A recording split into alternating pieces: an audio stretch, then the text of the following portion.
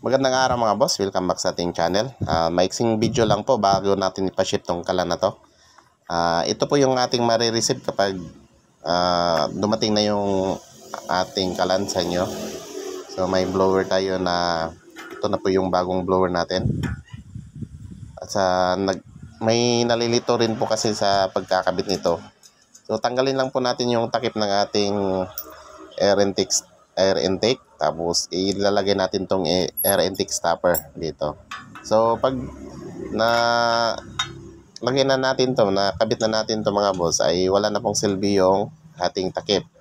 Kapag ikakabit ito mga boss, kailangang mahigpit po siya at wag naman masyadong mahigpit para hindi naman siya loose thread. So malalaman nyo yan kapag hindi pa siya mahigpit, ay pag inalog natin ay naaalog. Yan po yung pag naaalog pang mga boss, ay ibig sabihin ay hindi pa yan mahigpit. So higpitan lang po natin ng adjustable or open wrench. So ito naman yung ating power supply. So, adjustable po rin po siya. Yung dyan po natin ina-adjust yung ating apoy. Pinapalakasan yung blower, lalakas din po yung apoy at pinapahinaan din po. So i-testing muna natin. Itong kalan nito mga boss ay mayroon na pong may-ari nito, kaya ipapaship ko na ngayon. So detachable po lahat ito mga boss, yung kanyang pressure cap, yung kanyang nozzle, at pati rin po yung kanyang chamber at saka yung oil tank. Detachable po yung lahat yan.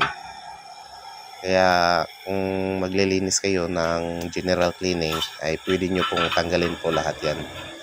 Ito namang takip mga boss ng ating lagayan ng langis ay silyado po yan. So kailangan din pong mahigpit po yan para mag-function ng maayos yung ating oil regulator or auto shut off. Kapag hindi po mahigpit yan, hindi po may tendency po na hindi gagana ng maayos yung ating auto shut off ng langis.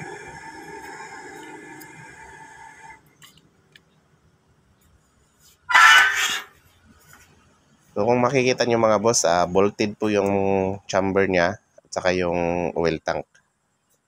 So ngayon yung bago natin ay dalawa na po yung bolt. So hanggang dito na lang mga boss, pasensya na, ngayon lang tayo nakapag-upload.